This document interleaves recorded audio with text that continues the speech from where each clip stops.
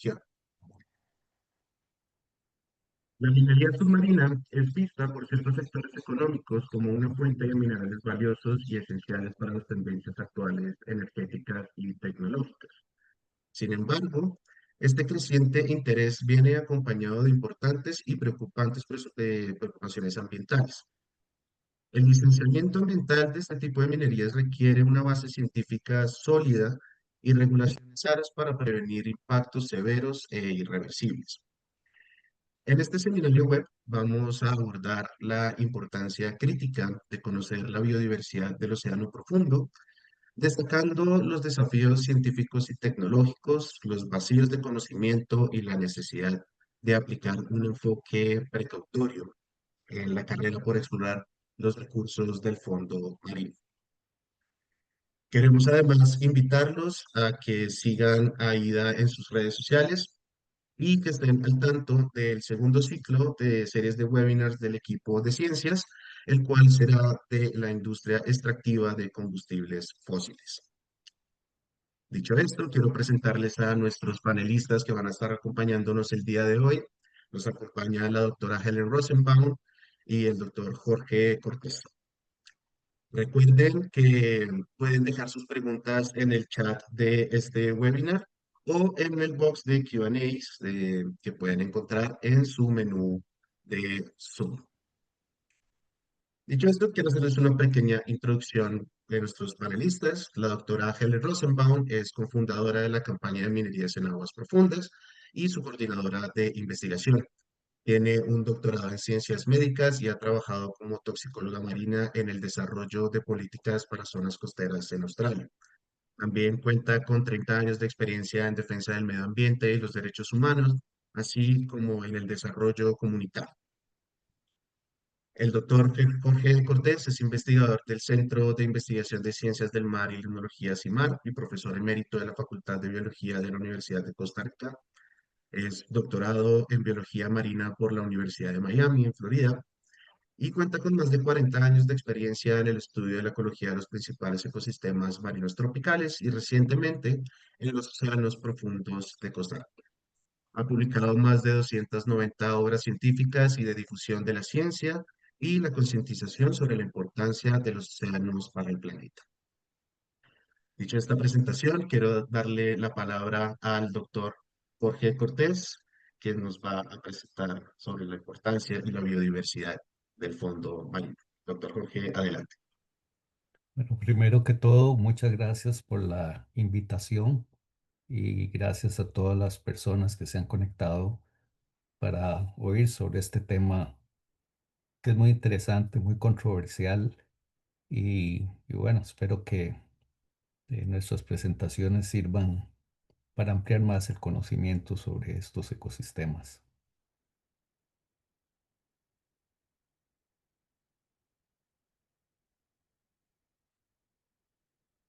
Bueno, el título que puse fue Mar Profundo, la última frontera y ese en realidad eso es del planeta, es de las zonas menos conocidas. Eh, Conocemos mucho más otras regiones del planeta y tenemos mejores mapas de Marte y de la Luna que el fondo del océano del planeta en que nosotros vivimos. Próximo. Voy a tocar estos tres temas. Uno es las características de estos ambientes profundos y definimos como mar profundo lo que está por debajo de los 200 metros de profundidad.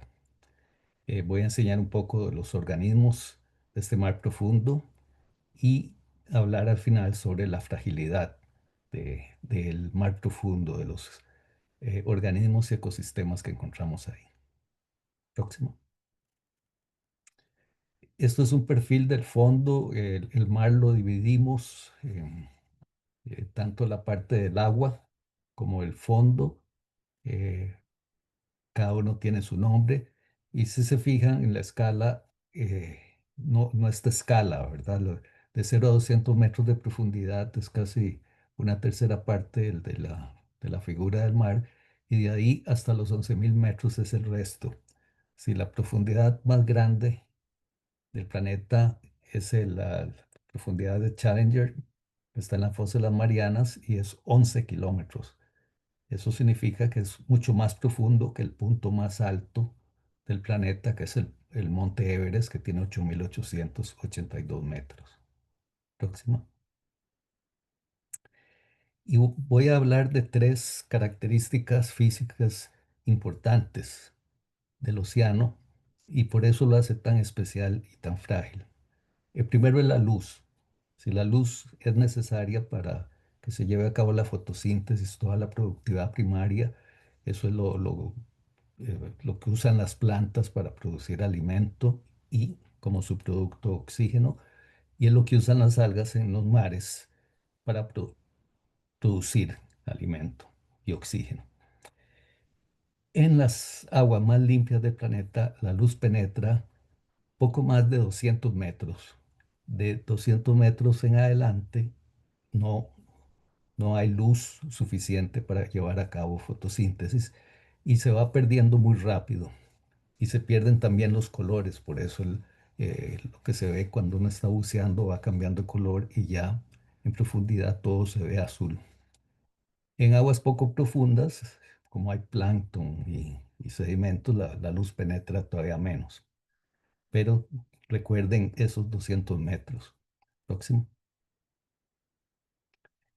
El otro factor es la presión.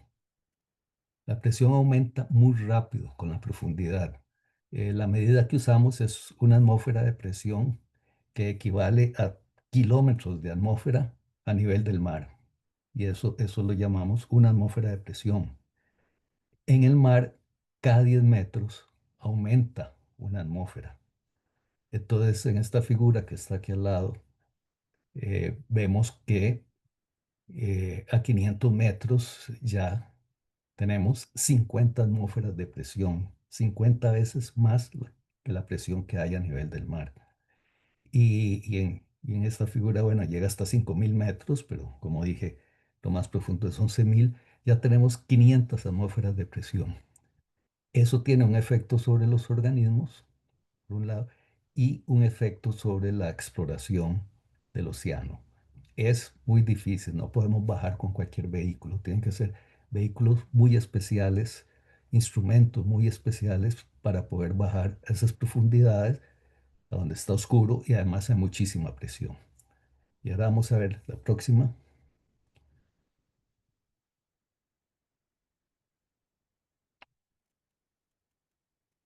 la próxima diapositiva, y es la temperatura. La temperatura en el mar, como se muestra en esa figura, en las aguas superficiales hay una capa de mezcla que puede ser desde 50 hasta varios cientos de metros de profundidad, pero después en muy poca profundidad la temperatura cambia muy rápido, como vemos ahí, y eso técnicamente se llama la termoclina. La mayor parte del océano está a 2 grados centígrados. Eso es frío.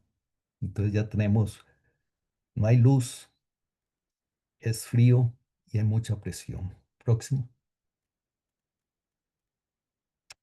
Y esta lámina es así, es oscura, es negra. Si ustedes quieren mostrar lo más representativo de nuestro planeta, es eso, es oscuridad total, frío y alta presión. Próxima. Pero si bajamos con un vehículo, con un submarino o con un vehículo que se opera desde un barco y prendemos las luces, nos topamos un mundo realmente maravilloso. Están a la izquierda lo que llamamos las llanuras abisales. Esas son las extensiones más grandes del planeta. Son millones de kilómetros cuadrados, relativamente planos, de sedimentos finos que pareciera que no hay mucha vida ahí, pero si tomamos una muestra de esos sedimentos, encontramos una riqueza impresionante de organismos. Y en esta imagen podemos ver en una roca que está sobre esos sedimentos un octocoral, que es un tipo de coral suave, de unos 6 metros de alto. Estamos hablando de un animal que puede tener 1.000 años o más. Y a mano derecha lo que tenemos son una imagen de un monte submarino Estas son montañas, son volcanes que surgen del fondo del mar durante cientos a millones de años y que no llegan a la superficie. Si llega a la superficie sería una isla como las islas de Hawái o las Islas Galápagos. Pero si no llega a la superficie lo llamamos un monte submarino. Y estos son sitios también muy especiales porque ahí se concentra la vida. Próximo. Estos montes submarinos, como se ve a la izquierda, en esa imagen, imagínense, es como si le quitáramos el agua al mar y eso es lo que vemos. Son esas montañas y son montañas que tienen más de 1 kilómetro de altura. Algunas de estas son 2 kilómetros y resto de altura. Son montañas muy altas que fueron volcanes activos que ahora ya no están activos y que se van moviendo en las placas tectónicas. Y en este caso, esto es frente a la costa pacífica de Costa Rica. Lo que vemos al fondo, en morado, eso es la fosa, ahí se está hundiendo la placa en que están los volcanes debajo de la otra placa. Y al hacer eso, hacen esas cicatrices que se ven ahí y sale metano. Y a la derecha, otra foto de otro monte submarino, que en estos que ustedes ven ahí los visitamos hace unos años y estas imágenes, todas las imágenes que voy a mostrar son de aquí de Costa Rica y, y se ve una gran riqueza de organismos. Ahí pueden ver una diversidad de organismos, esponjas, corales negros, octocorales, peces, eh, cangrejos. Y algo interesante que se puede ver ahí es que estas esponjas y estos corales negros y octocorales es lo que llamamos especies ingenieras. Son especies que construyen una estructura tridimensional sobre la que viven una gran cantidad de organismos. Próximo. Y esas llanuras abisales, como les dije, que son estas zonas muy, muy extensas de sedimentos finos. Y mencioné que encontramos en esos sedimentos, si tomamos una muestra y lo vemos en microscopio, están llenos de organismos. Pero además, sobre estos sedimentos encontramos organismos como estos, y organismos tan raros como un pez que está ahí, que las aletas son solo los rayos y se camina sobre el fondo. O a la derecha, eso es una medusa que estamos acostumbrados a verlas flotando en el agua para alimentarse, pero en las zonas profundas el alimento está sobre el fondo, el alimento llueve desde la superficie, que es a donde se produce y va cayendo al fondo. Entonces, esta medusa, en vez de nadar para alimentarse, se arrastra sobre el fondo. Y estos son dos ejemplos de estos organismos tan curiosos que nos encontramos a esas profundidades. Estas imágenes son como entre 2.500 y 3.000 metros de profundidad. Próximo. Entonces, como les estaba hablando, hay vida sin luz.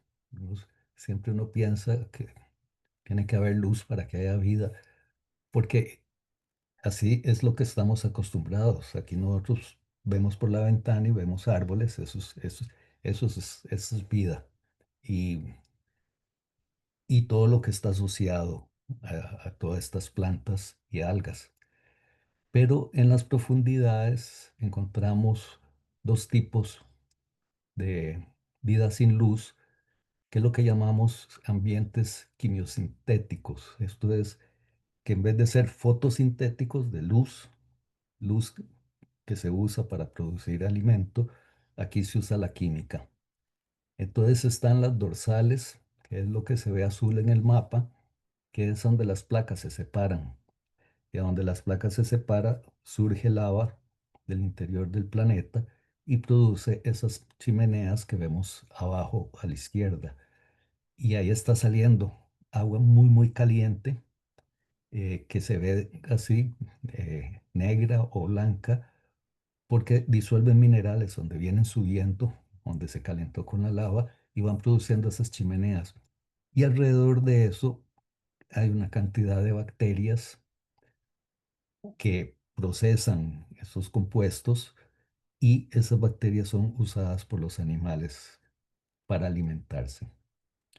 Y a la derecha lo que tenemos es sitios a donde surge metano. Eso se da y está marcado en rojo en el mapa arriba a la derecha. Esas son las zonas a donde una placa se hunde debajo de la otra. Y ahí hay muchísima energía. Y hacer eso, como mostré en la otra figura, esos volcanes que están en la placa rompen la que se llama el talud continental, que es el frente del continente, digamos, todo el frente de Sudamérica, que sería ahí Colombia, Ecuador, Perú, Chile, eh, a donde se ha acumulado mucho sedimento, lo rompe y empieza a salir el metano. Y de nuevo, aquí tenemos bacterias y otro grupo que se llaman las arqueas, que son parecidos a bacterias, que toman ese metano que es tóxico y lo convierten en alimento para animales como estos gusanos que vemos aquí abajo a la derecha. Próxima. Y estas son imágenes ya aquí en Costa Rica, eh, lugares a donde está saliendo metano y encontramos todos estos gusanos que tienen las bacterias dentro de su cuerpo. Entonces, eh, parte del cuerpo está enterrado en los sedimentos y está cogiendo el metano, que como dije es tóxico, la bacteria lo convierte en alimento. O los mejillones que están a la derecha también tienen bacterias internamente, pero hay bacterias sobre las rocas, sobre esos mismos mejillones. Entonces podemos ver pequeños animales como ese cangrejo o unos puntitos blancos, esos son caracoles, que están raspando esas rocas y se están alimentando. O tenemos este cangrejo que se llama un cangrejo yeti, que cultiva en las quelas, en esos brazos que tiene, que parecen pelos, pero son extensiones del esqueleto. Ahí cultivan bacterias y periódicamente se alimentan de ellas. Próximo. También hemos encontrado aquí, y estas son imágenes a 3.000 metros de profundidad, a donde están saliendo agua, agua caliente que viene de muy profundo en la tierra, eh, de- porque la tierra está caliente adentro, todo el manto es caliente. Entonces esa agua está circulando y estos pulpos que fueron descubiertos aquí en Costa Rica y se conocen solo 5 sitios en el mundo a donde sucede eso, donde hay agregaciones tan grandes de pulpos y ahí están creciendo sus huevos.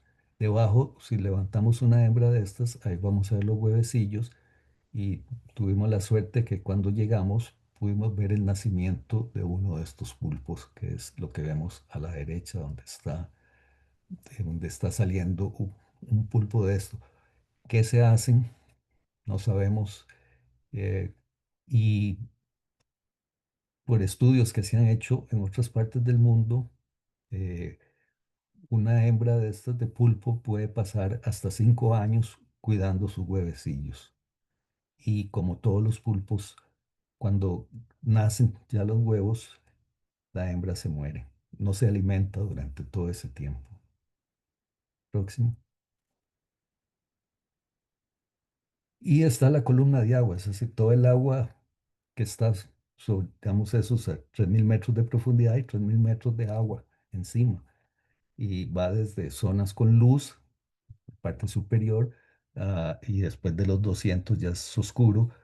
Y ahí encontramos también una gran cantidad de organismos, como vemos aquí.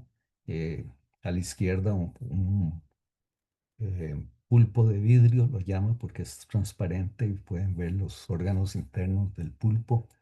O dos tipos de medusas, que es lo que vemos aquí a la derecha. Arriba es una medusa corriente y La de abajo es otra ya más extraña, se llama un tenóforo, que significa un portador de peines, porque tiene filas de cilios, que son como unos pelitos, y al moverse refractan la luz. Y todo esto podemos verlo porque el vehículo que usamos tiene luces muy poderosas. Si, si no tuviéramos esas luces, no vemos nada de esto. Próximo. Y estos son organismos, son ejemplos de organismos de fondo. Y puse estas fotos para que vean la belleza de estos organismos y lo extraños que son también. El que está arriba es un tipo de centolla. Es un cangrejo grande que puede medir medio metro o más de un lado a otro.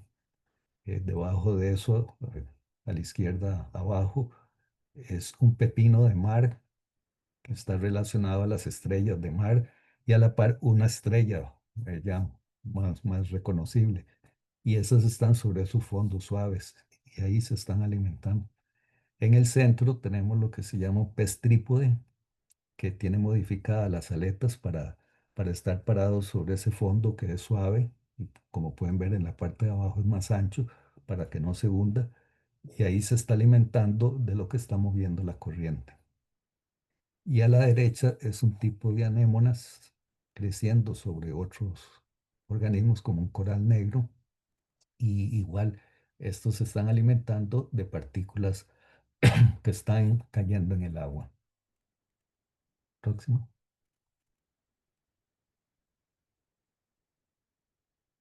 Como había mencionado, muchos de estos son especies ingenieras. Son especies que van a ir creciendo, y en algunos casos, por la profundidad, crecen muy poco. Por ejemplo, a la izquierda, arriba, eso es un coral negro que uno lo vemos de color, pero si quitamos el tejido, el esqueleto es negro, por eso lo llaman así. Que crece medio milímetro al año. Y vimos uno de 2 metros de alto. Entonces calculamos que puede tener 4.000 años de edad. Y eso ya pues, cuesta imaginarse un animal, una larva que se asentó en una piedra en un monte submarino, y ha estado creciendo por los últimos 4.000 años. Si ese coral negro se golpea, se quiebra, muere. No, no retoña, no vuelve.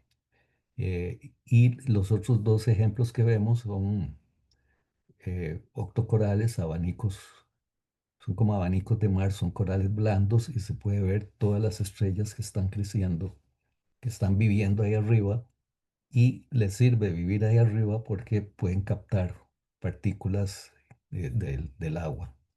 O ese cangrejo que vemos a la izquierda, abajo, que vive sobre ese coral, y ahí está protegido. Si es atacado, se mete en el coral, y ahí se protege, pero además se está alimentando de partículas que atrapa el mismo coral. Entonces se ve toda una interconexión en los organismos allá abajo, esas profundidades. Próximo. Y esos, los equipos que usamos, ese es uno de los barcos que usamos, es el Falcor 2, que pertenece a un instituto privado que se llama Smith Ocean Institute, un barco bellísimo de investigación nuevo, que estuvo aquí en Costa Rica en 2023. Después 2024 estuvo en Chile, y de Chile pasó a Antártica, y durante este año estuvo en Argentina, y tal vez vieron noticias sobre las exploraciones de mar profundo que hicieron científicos argentinos, y encontraron, sí, una cantidad de organismos impresionante. Y en estos momentos está frente a Uruguay. Después sigue para Brasil, y en el 2026 y 2027 pasa a la costa oeste de África, y ahí va a seguir dándole la vuelta al mundo. Ese barco lo que tiene es el vehículo que está a la derecha, que se llama En inglés es un ROV, Remotely Operated Vehicle, que es un vehículo que está conectado al barco por el cable que ven ahí. Entonces ese cable sostiene el vehículo, pero además ahí hay fibra óptica y hay eh, cables de energía. Entonces eso lo controlan en el barco en un cuarto grandísimo. Eh, en este barco el cuarto de control tiene 22 pantallas gigantes con cámaras de todo tipo alrededor del vehículo, con mapas para navegación y hay un piloto que baja y lleva al sitio, hay un plan de viaje y cuando se llega al sitio, ahí se puede ver en la parte de adelante, del lado derecho, un brazo, y con ese brazo se recogen organismos y después hay un tubo que es una succión, entonces se hace como una aspiradora y entonces así también podemos recoger organismos que están a miles de metros de profundidad. Al lado izquierdo, eso es un submarino pequeño que usamos en la isla El Coco, que se ve al fondo, que está a 500 kilómetros de la costa de Costa Rica. Y con ese pudimos bajar hasta 450 metros. Y en el centro es el submarino Alvin, y estos dos llevan gente adentro, el submarino Alvin. Ahí se ve una ventana, hay una burbuja de titanio allá adentro de 2 metros de diámetro en que van 3 personas y con este submarino es el principal submarino de investigación del mundo. Eso es la mayor parte de las investigaciones se han hecho con este submarino y se están haciendo. Y con este submarino, aquí en Costa Rica bajamos hasta 3.000 metros, pero ahora puede bajar hasta 6.500 metros de profundidad, que suena mucho, pero es apenas la mitad del camino a lo más profundo del océano. Próxima. Y en cuanto a la fragilidad, muestro 3 ejemplos nada más y podríamos pasar hablando un gran rato. El primero es a la izquierda, arriba. Eso esa estructura es construida por un organismo eh, de una sola célula. Y eso parece impresionante que de una sola célula pueda construir un organismo que puede medir unos 5 centímetros de diámetro o esa estructura que es hecha de arena. Esa estructura es hecha de los granos de arena que hay ahí y ahí está viviendo, ahí se está alimentando y hemos encontrado eh, larvas de peces adentro. O sea, están también funcionando como un organismo ingeniero porque estos peces aprovechan estas estructuras de arena que hacen estos otros organismos para vivir ahí y desarrollarse. Esos eran dificilísimo estudiarlos porque como son de arena, eh, y esa arena pegada como con una goma, pero cuando uno lo manipulaba había que ser extremadamente cuidadoso si no se destruía totalmente. Debajo de eso vemos un pepino de mar y este es un pepino pequeñito y pueden ver, eso es transparente, es realmente maravilloso. Estos organismos que nos topamos, ahí se puede ver el tracto digestivo eh, y que son organismos que viven en ambientes muy limitados. Si cambia la temperatura, si cambian las corrientes, los va a afectar enormemente. Si aumenta la cantidad de sedimentos, como por ejemplo por la minería, todo esto, todo lo que estamos viendo va a desaparecer. Y a la derecha vemos un coral negro de esos grandes que estaba mencionando antes, que pueden ver con una cantidad de cangrejos encima. Y si lo vemos muy de cerca y con muestras que recogimos, está lleno de organismos muy, muy pequeños que están viviendo ahí. Y como había dicho, estas especies crecen como medio milímetro al año y entonces estamos viendo un organismo que puede tener varios cientos a miles de años. Y Si es perturbado, si es quebrado, eh, se muere, no puede recuperarse. Próximo. Y ahora vamos a ver un video que se hizo aquí en Costa Rica hace unos años, con música. Disfrútenlo y después podemos hablar más. Up.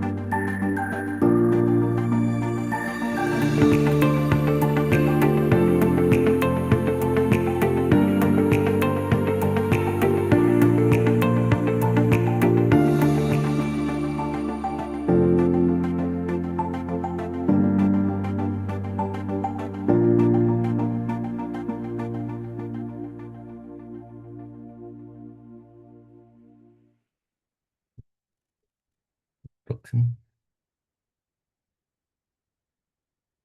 Bueno, muchas gracias y preguntas las escriben ahí y espero que hayan disfrutado y aprendido con esta presentación. Gracias. Muchas gracias, doctor Jorge, por su fantástica presentación y las tremendas imágenes que pudimos observar. Now we would like to introduce Dr. Helen Rosenbaum. So, please, the audience is all yours.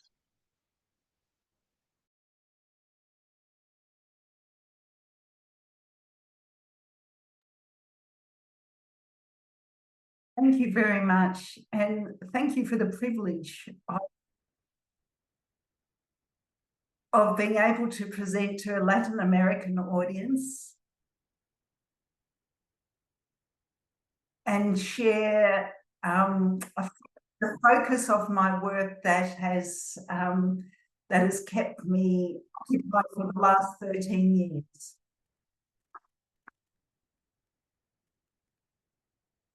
Next slide, please.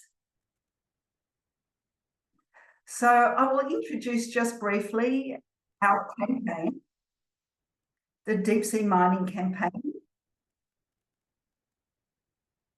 We started 13 years ago with a focus on the world's first licensed commercial seabed mine in Papua New Guinea. So that was the Solwara mine in Papua New Guinea.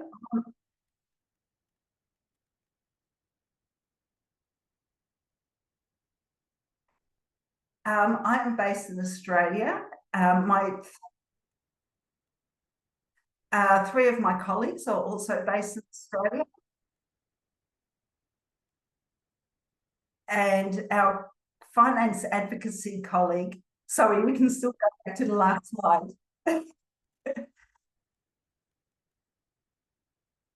Our finance advocacy colleague is based in the United States.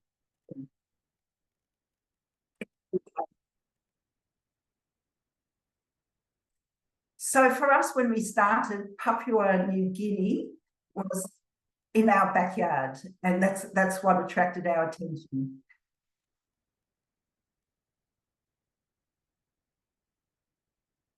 So the focus was, sorry, I must apologize, I'm not a Spanish speaker. We may have a few problems with translation. But the focus of our work are those three areas of work, which are the research-based advocacy, solidarity with communities, and the finance work, which is lobbying banks, insurance companies to not provide services. So our goal is, quite honestly, to stop deep sea mining.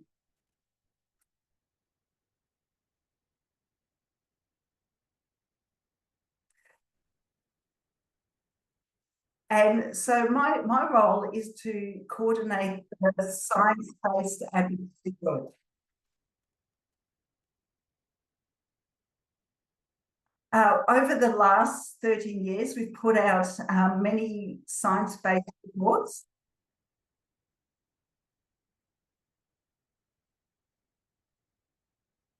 And we've also produced this visual investigation.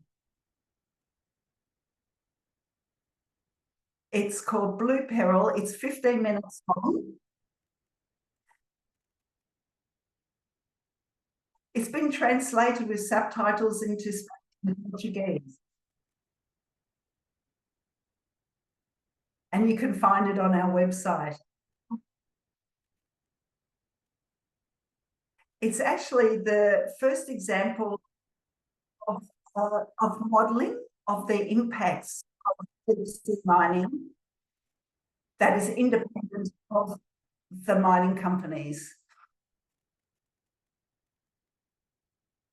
It took 3 years to produce Blue Peril in collaboration with our colleague.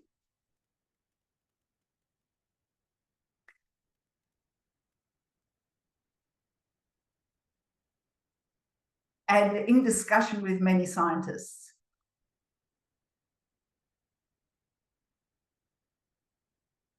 Next slide, please.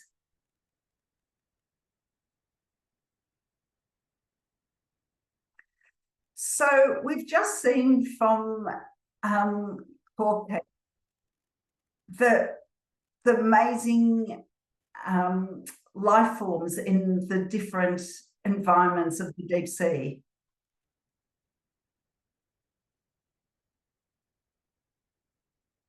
But what do mining companies do? They don't see these beautiful and specially adapted life forms that have taken thousands of years to evolve.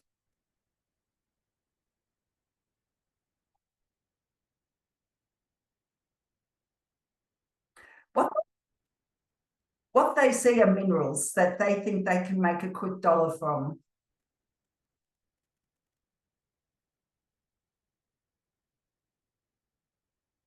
So each of those environments have their own particular minerals that companies are interested in. But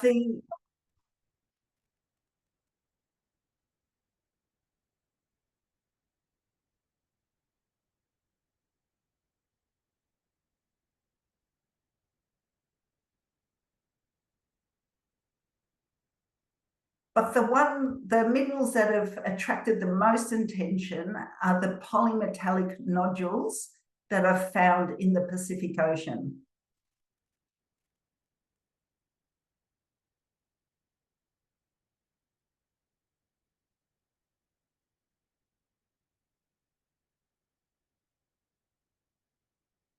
So at the moment, it's important to note that we still have the opportunity to stop deep sea mining.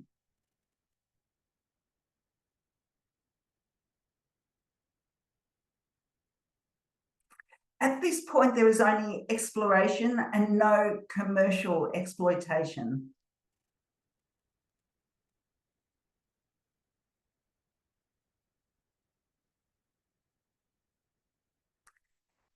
But this window of opportunity is slowly closing on us.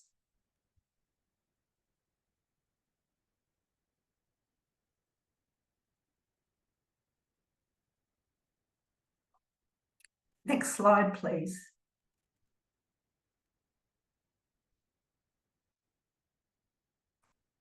So the area that concerns our campaigns most stretches from Hawaii and Kiribati on one side of the Pacific, right over to your side of the Pacific, near the coast of Mexico.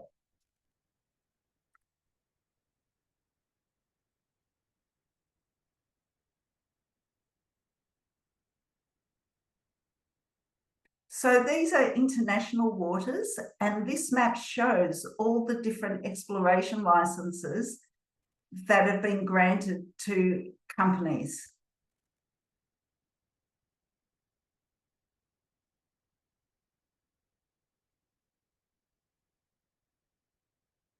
So you can see this area of water about 5,000 kilometres across is like a patchwork of exploration licenses.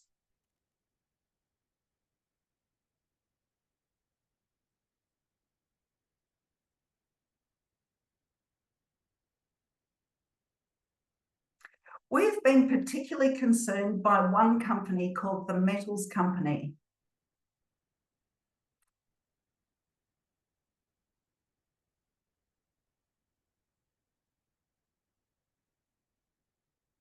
That one company has contracts with Tonga and with Nauru that cover quite a large area of the Pacific Ocean.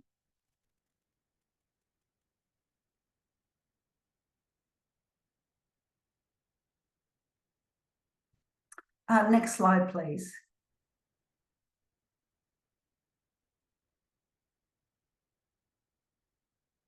So where do these licenses come from? They are issued by an organisation called the International Seabed Authority.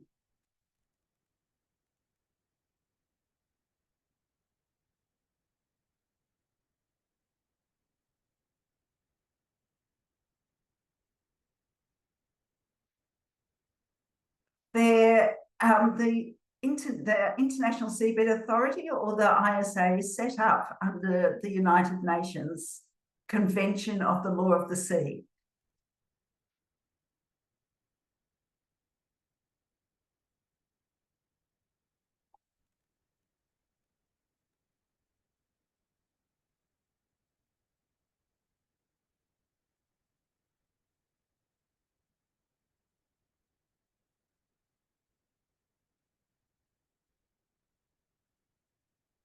So regulations for the exploitation, for the commercial mining of the deep sea have been in discussion for many years now. It's very difficult to reach agreement because of the environmental issues, but also the social issues and the financial issues.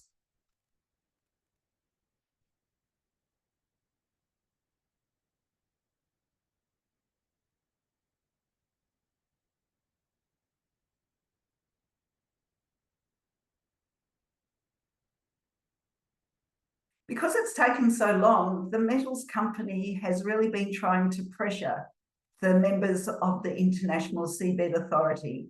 And those members are 168 nation states. The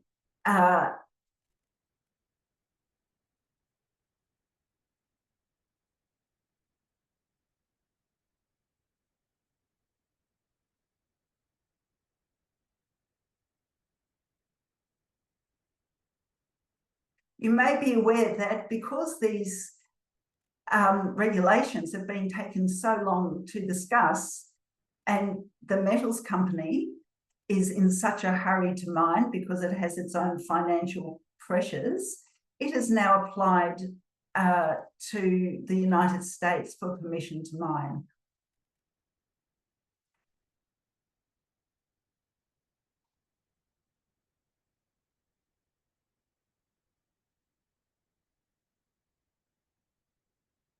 This is a very difficult legal situation now because the United States is not a signatory to UNCLOS, to the convention.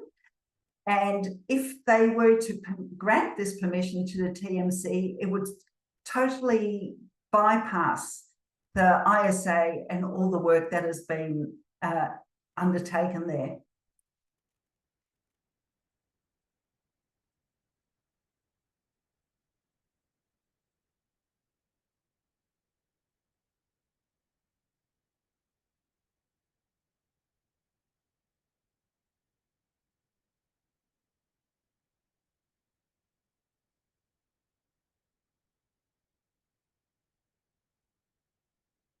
Next slide, please.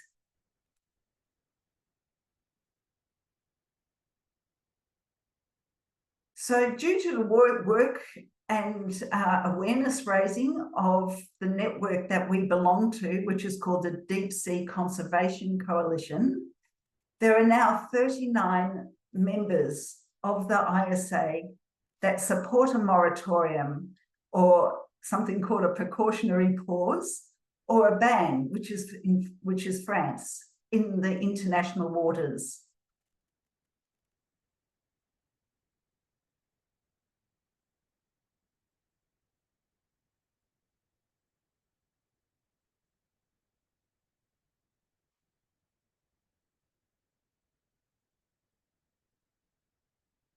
And it's important to note that Latin American countries have been very prominent in this.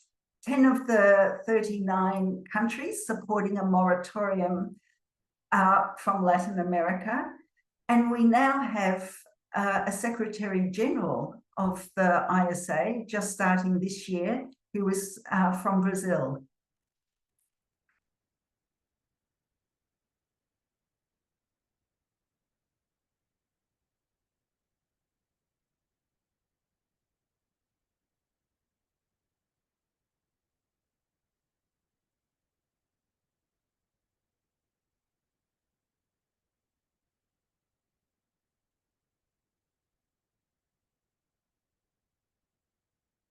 The appointment of Secretary General Leticia Carvalho is very significant because until this year, the Secretary General was someone who was very much pro deep sea mining and colluded very strongly with particularly the metals company.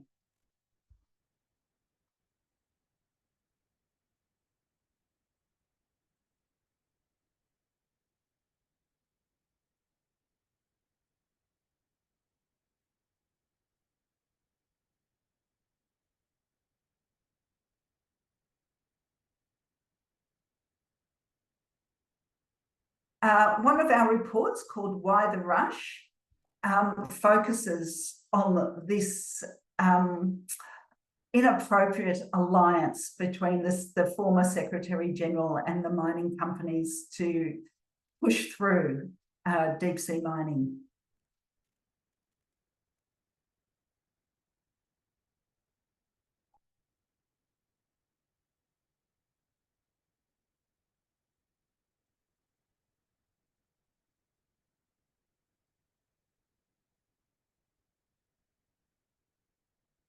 The ISA doesn't only have a mandate to facilitate deep sea mining by developing the regulations, it also has a mandate to conserve the deep sea environment.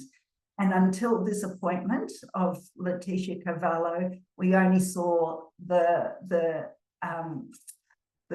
pushing through of the regulations as its focus.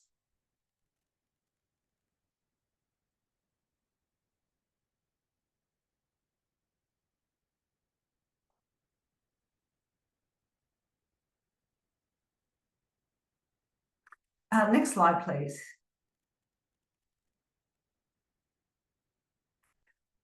So our focus is the polymetallic nodules on the abyssal plains. And as we have already seen, this is a really unique and strange environment to us who live on land. It's unlike anywhere else that we know on the surface of the world.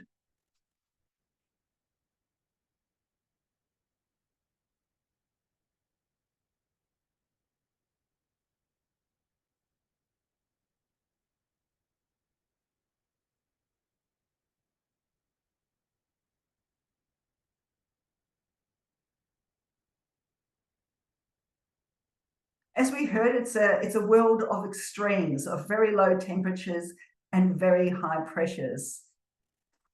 And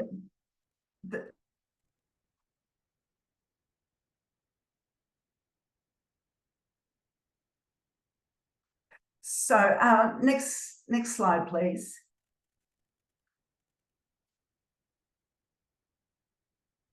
So I'll just say that these nodules form over millions of years, and once they're mined, they're effectively gone forever in human time frames.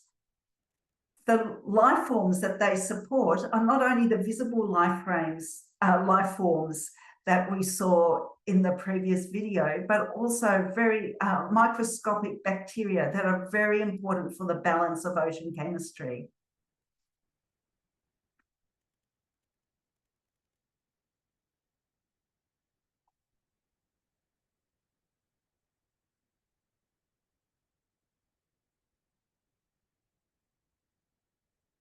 Some of those bacteria also sequester carbon out of the ocean, and in that way they help to reduce the impacts of climate change and to stabilize ocean acidification.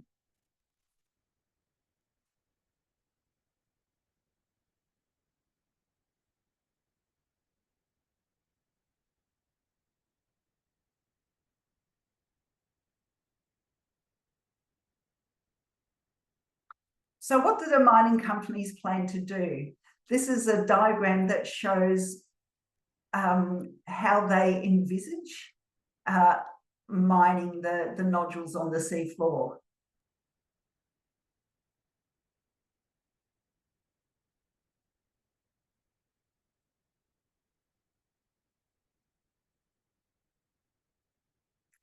So there's many sources of environmental harm here. Perhaps some of the most significant are the dust storms that are created on the seabed. They're called the plumes, sediment plumes.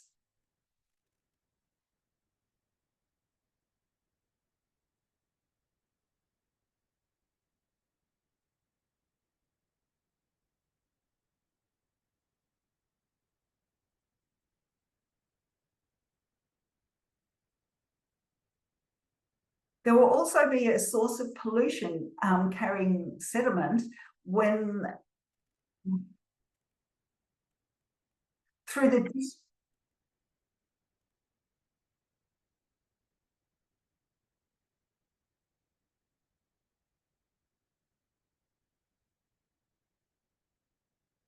Oh, okay. So sorry, I switched to English. Is that right? Okay, sorry. So the second source of very important environmental harm comes from the wastewater that would be discharged overboard after initial washing of the nodules. Also, there will be many sources of light and noise in this very still and very calm and quiet environment, where change naturally happens extremely, extremely slowly. This is the model that the metals company and others propose to use. There was also another company that has emerged called Impossible Metals.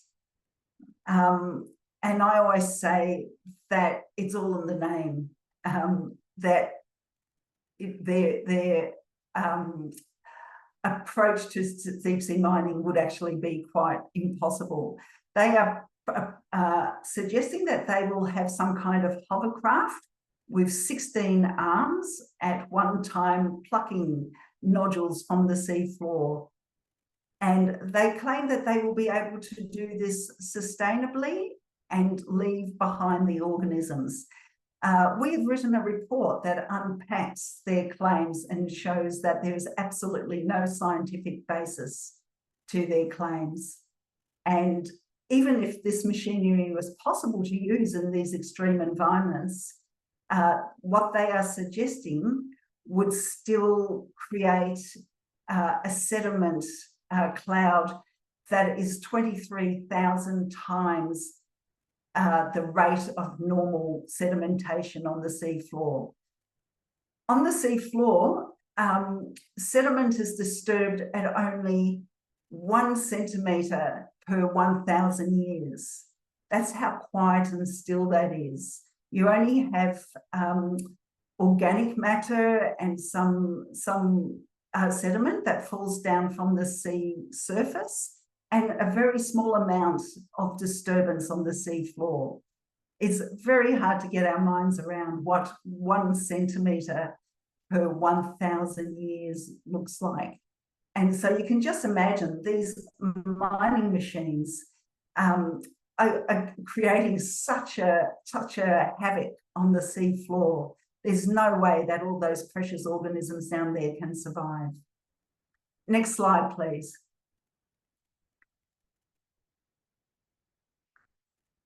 So I think I've covered a lot of these, this information.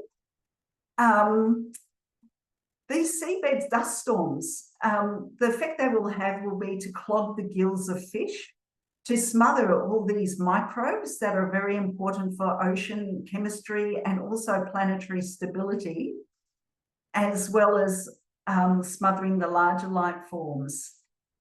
And they will just interfere with the life form's ability to just carry out their lives, to move around, to communicate with each other, to eat, to reproduce. One of the significant worries about the sediment plumes is what they will be spreading.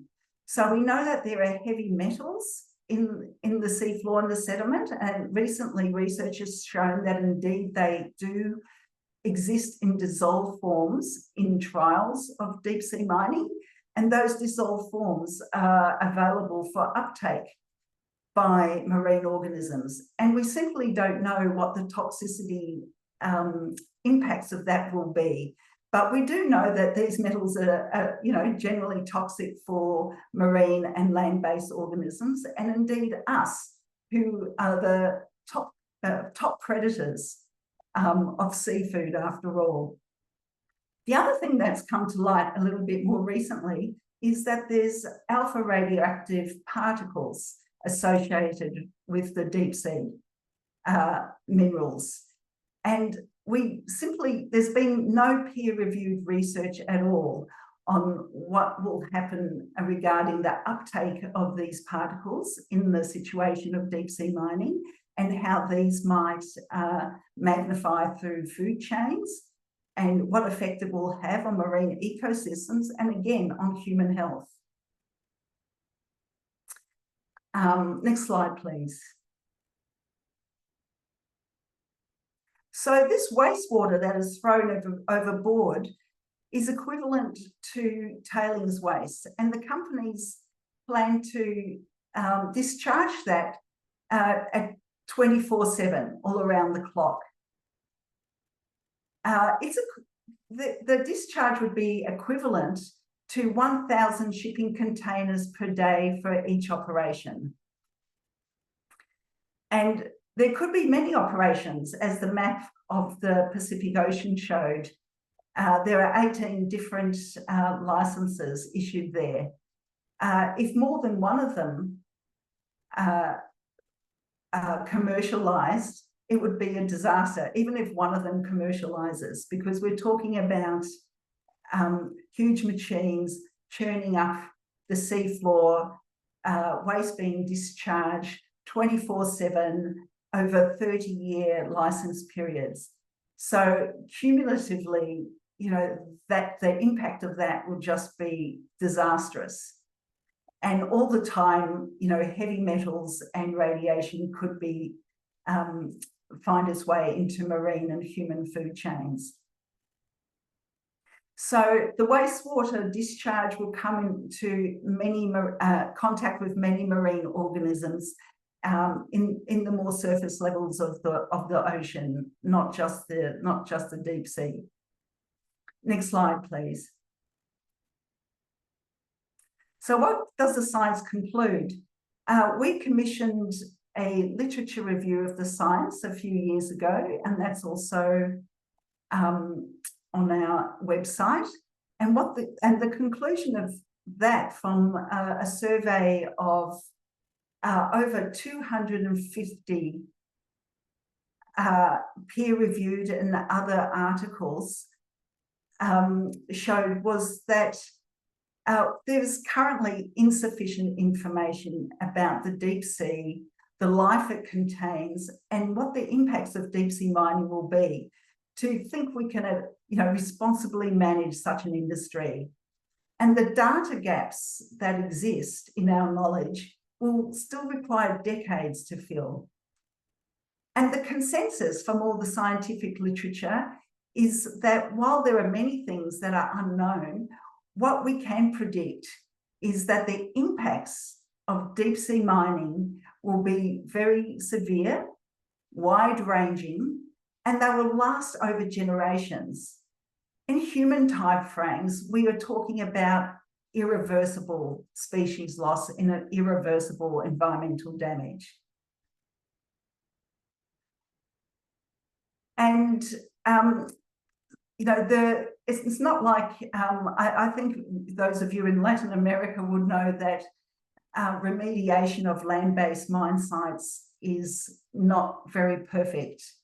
It's entirely really impossible to do remediation in any way that restores anything like the original environment on the deep sea floor.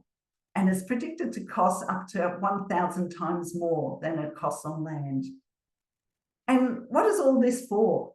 The social and economic gains are not substantiated. And even if there is some money made for the countries who sponsor the deep sea mining companies, it's unlikely to compensate for the incomes that they already earn from fisheries and tourism, and also the benefits they gain from fisheries just for local consumption and local livelihoods. And in fact, if there is damage that other countries experience from the result of deep sea mining, those countries could be hit with significant liabilities for those damages. So they could actually end up at a loss. Next slide, please. So where does this leave us as a society? We, of course, advocate a precautionary approach that waits for research to inform decisions about if deep sea mining should occur and where and when to begin. At the moment, society has not even had that discussion about, is this an industry that is beneficial to us, all of humanity? And do we want this? You know, this precautionary approach should open meaningful discussion with civil society, which we're just starting to see the beginnings of through the International Seabed Authority under the new Secretary General, and also at national level with organisations lobbying their own governments. And such an approach would prioritise, of course, environmental and social well-being, including not just for this generation, but for future generations. Next slide, please. So, of course, what the companies want is not this precautionary approach. They want to make a fast buck. So their public relations has been generating a false sense of urgency about the need to go ahead with deep sea mining. And we've seen different arguments about this. First, it was about the need of these minerals for the transition to sustainable energy and to a carbon neutral economy. And I can talk more to that if people have questions on that later. And now we're hearing, especially in the United States, the argument that these metals are essential for national security. So both of those arguments have been shown to be, that not true, in the sense that we do not need deep sea mining to solve those issues. We have enough land-based sources that should be and could be managed much better than they are currently. And there are now techniques for remining tailings waste and also urban mining of our waste dumps. So in order to justify this rush, and to reinforce their arguments for the essential nature of deep sea mining, companies like the Metals Company and Impossible Metals have proposed ways to fast track. These are like either technical approaches, and they've been totally untested, and they are very unrealistic, especially in the extreme environment of the deep sea. So, for example, the Metals Company proposes it will use digital twin technology to be the eyes and ears of its operations in the deep sea. That sounds all very nice. We have written a whole report examining this and showing how, this technology is not feasible to convey a sense of the environmental damage that is occurring down there, and to allow for responsible environmental management. Impossible Metals has proposed this hovercraft type thing and has made these claims of sustainable mining.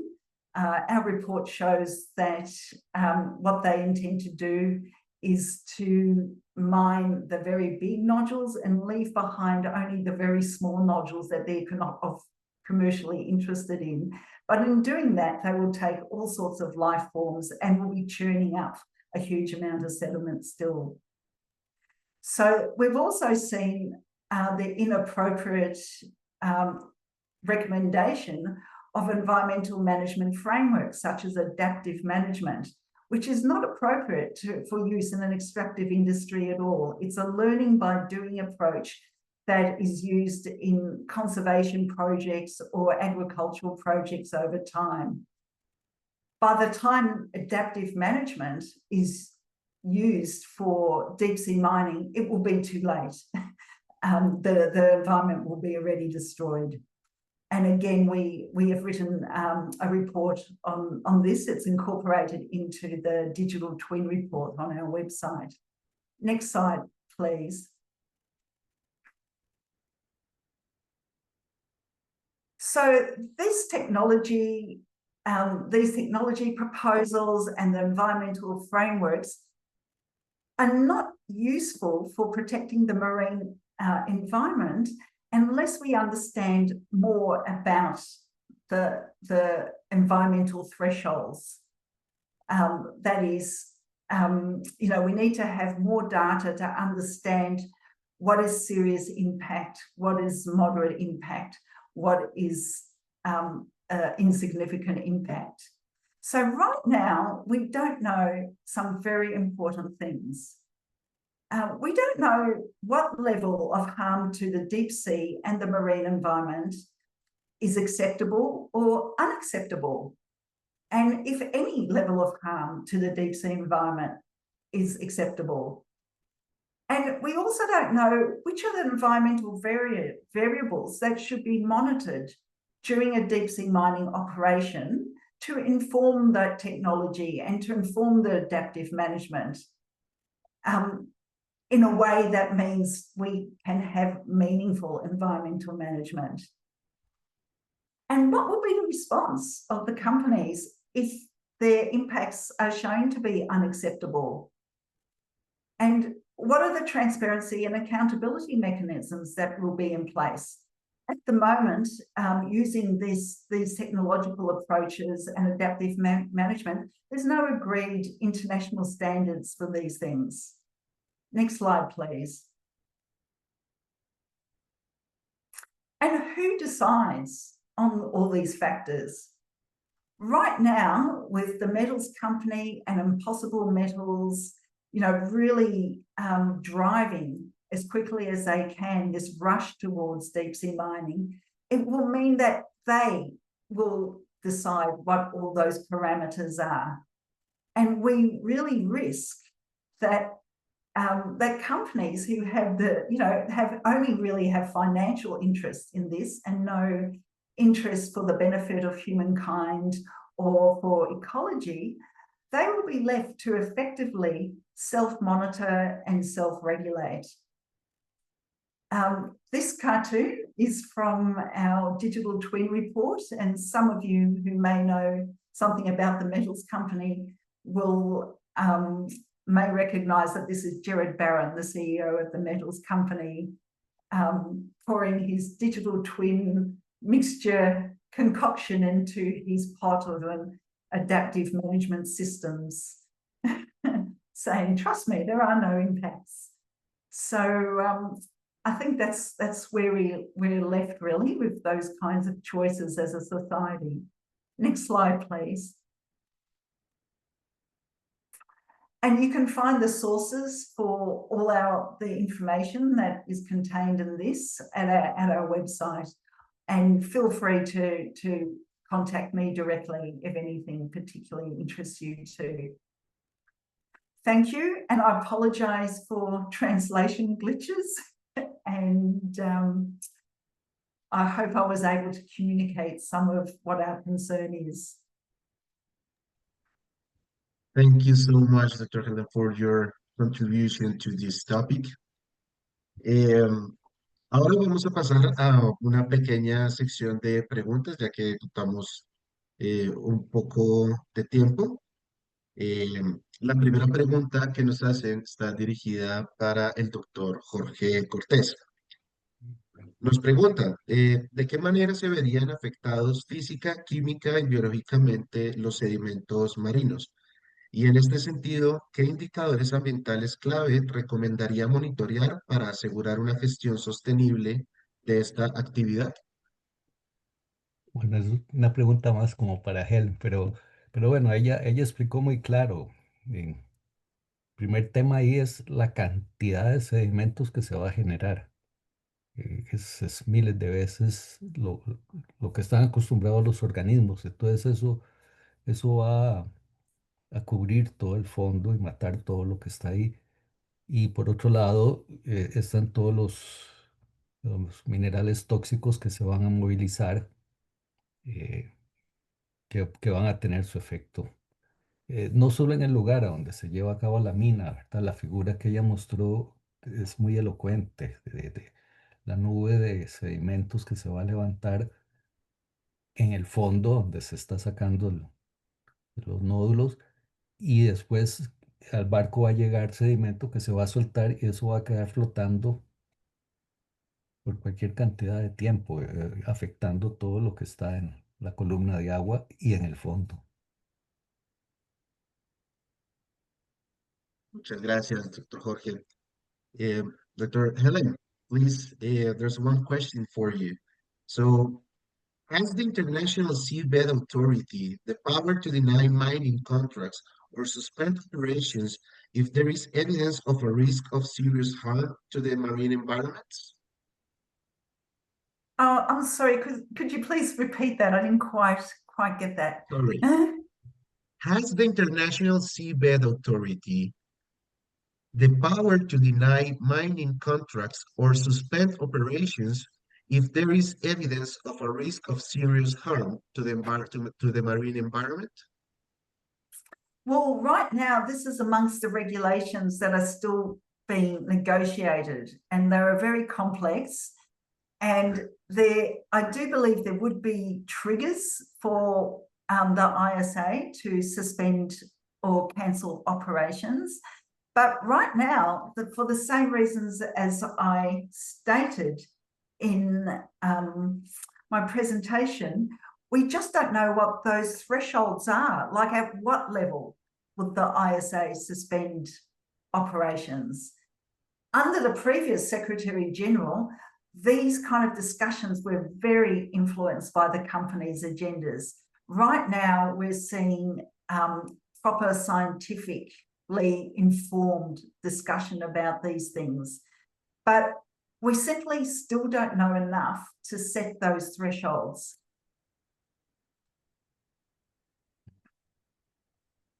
Thank you so much, Dr. Helen, for your answer to your questions. Con esta pregunta damos por terminado el webinar de hoy, ya que no contamos con mucho más tiempo para responder más preguntas.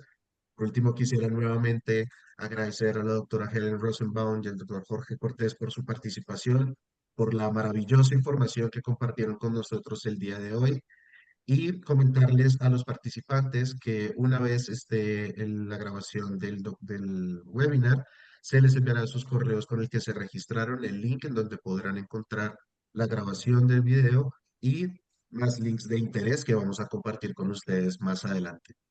Muchas gracias a todas las personas que se conectaron el día de hoy, nuevamente al doctor Jorge Cortés y a la doctora Helen Rosenbaum por su participación, su tiempo, su dedicación por tantos años para proteger el océano y los fondos marinos. Y creo que hablo en nombre de todos al agradecerles por su trabajo por tantos años. Muchas gracias a todos y bienvenidos a los próximos webinars que ya estaremos hosteando en AIDA. Muchas gracias.